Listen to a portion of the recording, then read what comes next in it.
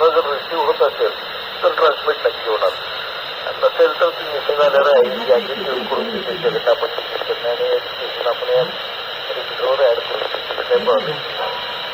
साहेब पोस्टांमधलं कधी येतात कोणाला नाही. सीएसएल मिळतो एक्सरे पप्पा नंबर सीएसएल पोस्टल सीएसएल करायला अँटनावरतीच त्याचा हे करत राहायला पाहिजे. अँटना थोडेसे इकडे तिकडे व्यवस्थित करून काय होतं का बघायला पाहिजे.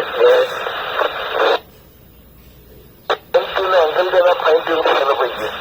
अँटिनाचं अँगल रिसिव्ह करत असतील जर माहीत आहे मला ते तर रिसिव्ह करत असतील तर हे अँटिनाचा जो अँगल आहे कोल्हापूरकडचा तो फाईन ट्यून करायची सोय काहीतरी करायला पाहिजे. हळूहळू हलवून कारण याची 5 किलोमीटर 7 किलोमीटर एवढा होईल जास्त किलोमीटर शार्पली सडनली एकदम होत आणि थोडासा तो अँगल जो आहे का नाही तो तिने नेटिंगला व्हॉट्सअप टाकावा. जरासा तो एक कराडमध्ये डायरेक्ट लाईन ऑफ साईडकडे कोल्हापूरकडे करून चालत नाही. तो कुठल्या तर डोंगरावर धडकून रिफ्लेक्टेड सिग्नल येते तर तो त्याने नितीन साहेबांना मेसेज करून कुठल्या डायरेक्शनमध्ये अँटिना कराडमध्ये